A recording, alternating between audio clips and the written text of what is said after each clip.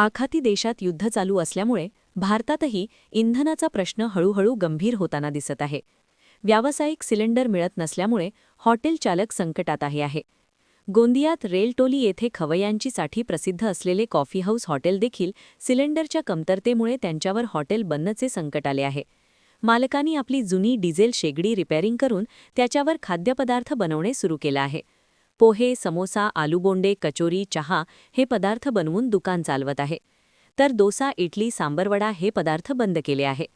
तर जे पदार्थ आता तयार होत आहे तेही डिझेल मिळत आहे तोपर्यंत ठीक आहे. ज्या दिवशी डिझेल मिळणं बंद होईल किंवा त्याच्या किमती भरमसाठ वाढतील तेव्हा हे देखील चालवणं कठीण होणार आहे. तर हॉटेल मालकांनी चहाच्या किमतीत वाढ केली आहे. तर असंच सुरू राहाल तर बाकी पदार्थावर देखील किंमत वाढेल, ही मात्र खरं आहे. हॉटेल मालकांनी सरकारला निवेदन केले आहे की LPG गॅसचा पुरवठा नियमित करावा.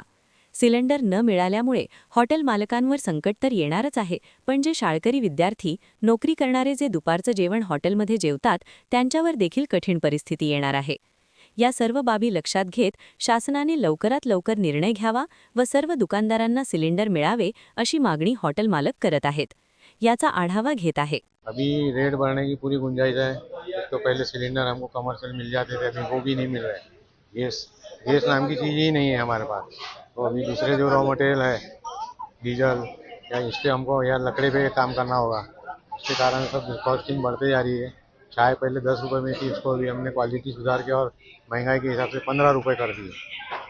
और हमारे ग्राहकों को हमारा प्रतिशत अच्छा दे रहे हैं। ऐसा कि नहीं कि बढ़ गया रेट तो आगे पीछे हो रहा है। क्वालिटी चाय की और ये जो महंगाई बढ़ी है इसके कारण उसका रेट बढ़ा है। उसमें भी आ सकती है, गुंजाइश है पूरी, वो भी रेट बढ़ाने पड़ेंगे। अब लेकिन गैस मिलना मुश्किल है, कमर्शियल भर ही नहीं रहे या फिर मिल नहीं रहे, तो गैस कहाँ से वापरेंगे। अभी लकड़ी की भट्टी या डीजल, दो चीज़ है ऑप्शन में। Sunil Kawale, the sting operation news, Gondia. The sting operation news, सत्याचे दुसरे नाव, अन्यायावर लेखणीचा घाव.